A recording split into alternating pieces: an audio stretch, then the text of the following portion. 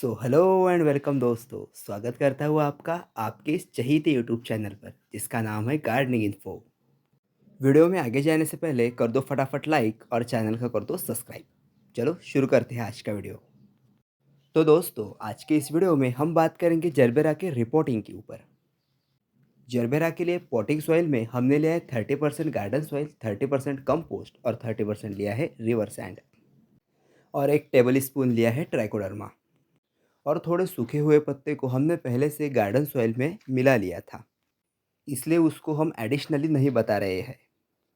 जैसे कि आप सभी को पता है कि जरबेरा एक विंटर फ्लावरिंग प्लांट होता है, पर मैं अगर आपको बताऊं कि जरबेरा विंटर के मुकाबले बरसात के दिनों में बहुत ज़्यादा फ्लावरिंग करता है, इस बात पर आप विश्वास नहीं करोगे, पर मैंने खुद इस बात का अनुभव किया है।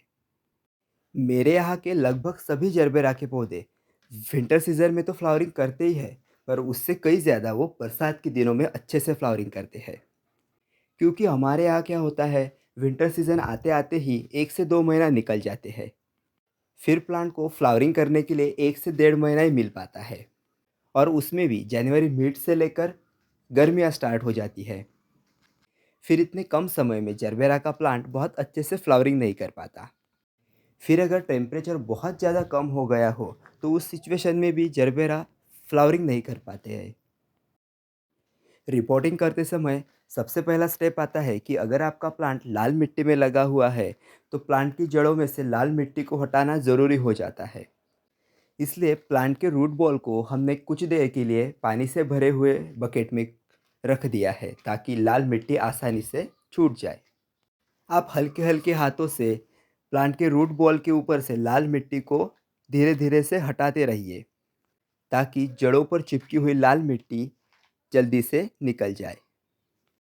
हमने पिछले भी वीडियो में बताया है कि लाल मिट्टी गुलाब और जरबेरा जैसे पौधों के लिए अच्छी नहीं होती। लाल मिट्टी में लगा हुआ पौधा ज़्यादा दिन सर्वाइव नहीं कर सकता, क्योंकि लाल मिट्टी का नेचर हार्ड होता है। वैसे बाकी पौधे तो लाल मिट्टी में चल जाते हैं। ये देखो फ्रेंड्स, हमें जड़ों में से क्या मिला है। एक छोटा प्लास्टिक का पॉट रहता है, इसमें नर्सरी वाले जब पौधा छोटा होता है तो इसमें लगाते हैं। फिर बाद में जब पौधा धीरे धीरे से बड़ा होने लगता है तो नर्सरी वाले उसे उस प्लांट को इसी प्लास्टिक के पॉट के साथ रिपोर्ट कर देते हैं। आगे चलकर प्लांट की रूट इसमें दब जाती है, रूट्स अच्छे से ग्रो नहीं हो पाती और इसका सीधा असर हमारे प्लांट के ऊपर दिखता है। ये भी एक बहुत बड़ा कारण होता है पौधों के मर जाने का। ये ऐसी प्लास्टिक की टोकरी आपको खास करके जरबेरा और हिबिस्कस के प्लांट में दिखने को मिल जाएगी। तो ध्यान रखें कि जब भी आप प्लांट को रिपोर्ट करें, उस टोकरी को आपको निकाल के फेंक देना है। हम और थोड़ी देर के लिए जरबेरा के प्लांट को पानी में डिप करके रखेंगे, क्योंकि जड़ों से अभी पूरी लाल मिट्टी नहीं हटी है। तो तब तक हमने मिट्टी को तो अच्छे से मिक्स कर ही लिया है। अब हम पॉट फिल कर लेते हैं। दोस्तों, मैं आपको जरबेरा के प्लांट के लिए भी मिट्टी के गमले का ही सजेशन दूंगा, क्योंकि जरबेरा का प्लांट बहुत जल्दी फंगस को अट्रैक्ट कर लेता है। और अगर आपने प्लांट प्लास्टिक के गमले में लगाया हुआ है तो प्लांट के ओवर वाटरिंग होने के चांसेस बढ़ जाते हैं। इसलिए मैं आपको जरबेरा के प्लांट के लिए भी मिट्टी का गमला ही सजेस्ट करूंगा, क्योंकि मिट्टी का गमला अतिरिक्त नमी को बहुत आसानी से सोख लेगा। तो गमले में ड्रेनेज होल करके हम उस पर ठिकरी को लगा देंगे। वैसे अगर आपको प्लांट प्लास्टिक के गमले में लगाना है तो उसमें भी कोई बात नहीं, क्योंकि अगर आप प्लास्टिक के गमले में पानी देने का ध्यान रखोगे तो पौधे डेफिनेटली अच्छे ही ग्रो करेंगे।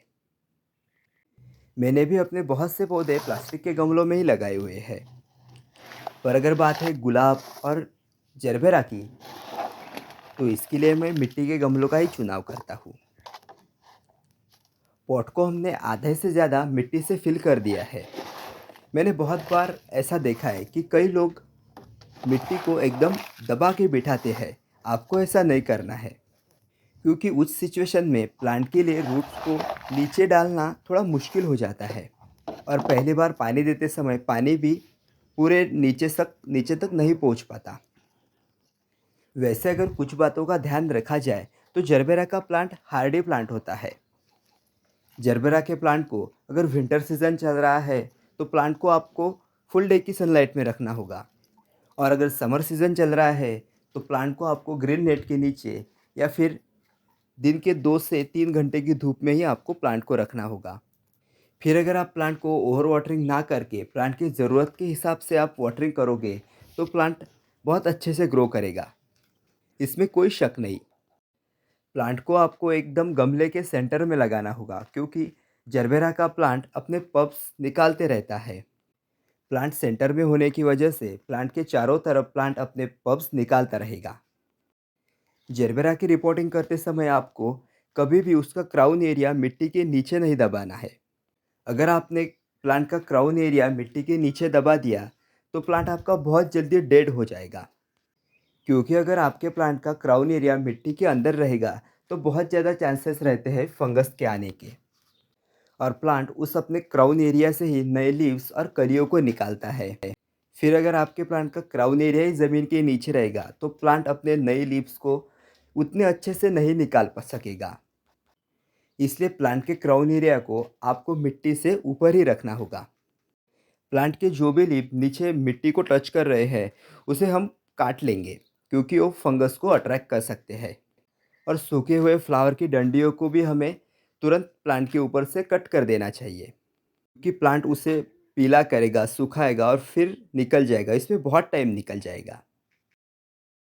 दोस्तों, ये मेरा पीले कलर वाला जरबेरा का फ्लावर प्लांट है। हालांकि अभी इसका फूल सूख गया इसलिए।